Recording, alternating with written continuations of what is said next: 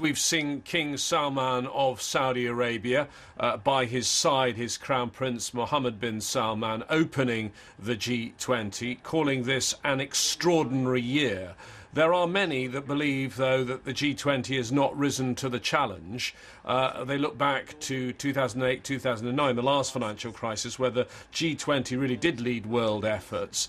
And there are many urging the G20 to do more in two ways. Number one, the G20 has come up with something called the Debt Service Suspension Initiative earlier in the year to have debt relief for some of the poorer countries on earth. Some say that that needs to be extended both in duration and in scope. The other big challenge is getting vaccines to people in some of the poorer countries on earth, and more money, much more money apparently is needed to fund that at this stage. This is a very different G20 from normal. In fact, watching it just now, what is normally an international summit looked more like a Zoom call between world leaders. It's also very truncated. Normally there are dinners, there are bilateral meetings, and all of this is a little bit of a blow to the Saudi hosts. So I think we're hoping to rehabilitate their reputation, because certainly that has been shattered by their human rights actions with regard to the war in Yemen, internal repression in Saudi Arabia, and the murder of the journalist Jamal Khashoggi. Well, the G20 summit being held in Riyadh is again turning the spotlight on Saudi Arabia's human rights record.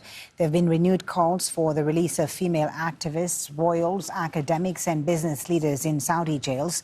A group of female activists are in prison for campaigning for the right to drive and an end to the male guardianship system. Muslim scholar Salman al-Auda was arrested in September 2017 and faces the death penalty. He's been charged over alleged ties to the Muslim Brotherhood and for demanding government reforms. And there are concerns for a group of Saudi royals and business leaders detained 3 years ago at a hotel in Riyadh. The most recent arrests include Mohammed bin Nayef, the former crown prince and a nephew of King Salman. Sanjeev Berry is executive director of Freedom Forward, an organization working to end U.S. alliances with non-democratic governments. He says Crown Prince Mohammed bin Salman has been especially reckless. Saudi Arabia's dictatorship is in a very difficult position right now. It's losing its patron in the United States, the corrupt Trump presidency. And on top of that, you have hundreds of elected officials across Europe and the United States who've called for a boycott of Saudi Arabia's G20.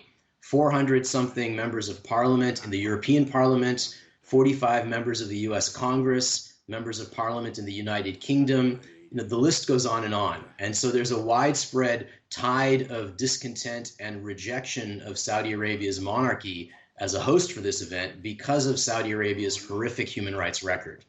We've heard anecdotally that many governments have been engaging both publicly and privately because everyone's fed up. The Saudi Arabia's Crown Prince Mohammed bin Salman has been an extraordinarily reckless and brutal leader. He has plunged the next door neighboring country of Yemen into a coronavirus pandemic through his repeated bombing and blockades of Yemen, while simultaneously arresting people who've peacefully called for reforms inside Saudi Arabia, not to mention sending a death squad to kill Jamal Khashoggi in Turkey. So there's a global tide of criticism, and we have heard definitively that prominent leaders, both in the business and political communities, have been both privately and publicly calling on the Saudi monarchy to change its behavior.